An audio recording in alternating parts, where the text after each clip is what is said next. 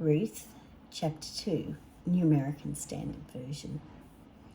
Now Naomi had a relative of her husband, a man of great wealth, of the family of Elimelech, whose name was Boaz.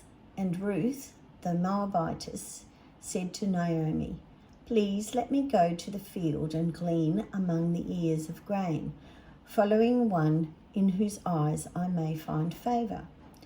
And she said to her, "Go, my daughter." So she left and went and gleaned in the field after the reapers. And she happened to come to the portion of the field belonging to Boaz, who was of the family of Elimelech. Now behold, Boaz came from Bethlehem and said to the reapers, "May the Lord be with you." And they said to him, "May the Lord bless you." Then Boaz said to his servant, who was in charge of the reapers, "Whose young woman is this?" And the servant in charge of the reapers replied, "She is the young Moabite woman who returned with Naomi from the land of Moab." And she said, "Please let me glean and gather after the reapers among the sheaves." So she came and has remained from the morning until now. She has been sitting in the house for a little while. Then Boaz said to Ruth, "Listen carefully, my daughter. Do not go to glean in another field. Furthermore, do not go on from this one, but join my young women here. Keep your eyes on the field which they reap, and go after them. Indeed, I have ordered the servants not to touch you.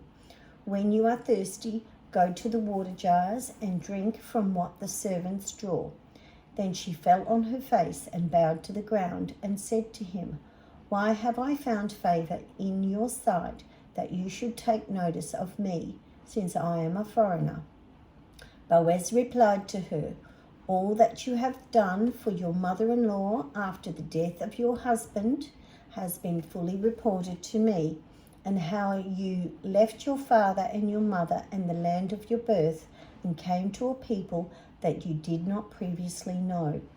May the Lord reward your work, and may your wages be full from the Lord, the God of Israel, under whose wings you have come to take refuge."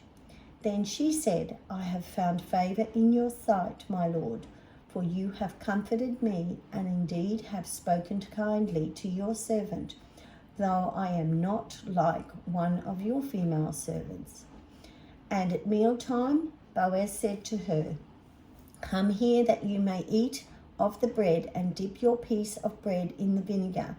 So she sat beside the reapers, and he served her roasted grain, and she ate and was satisfied and had some left. When she got up to glean, Boaz commanded his servants, saying, "Let her glean even among the sheaves, and do not insult her.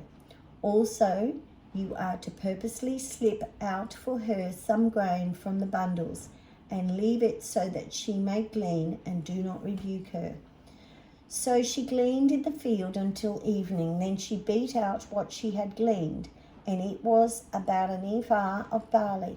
And she picked it up and went into the city, and her mother-in-law saw what she had gleaned.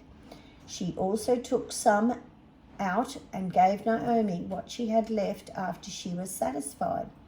Her mother-in-law then said to her, "Where did you glean today, and where did you work? May he who took notice of you be blessed." So she told her mother-in-law with whom she had worked, and said, "The name of the man with whom I work today is Boaz." Naomi said to her daughter-in-law, "May he be blessed of the Lord, who has not withdrawn his kindness from the living and from the dead." Again Naomi said to her, "The man is our relative. He is one of our redeemers." Then Ruth, the Moabitess, said, "Furthermore, he said to me, 'You are to stay close to my servants until they have finished all my harvest.'" And Naomi said to her daughter-in-law, "Ruth, it is good, my daughter, that you go out with his young women, so that others do not assault you in another field."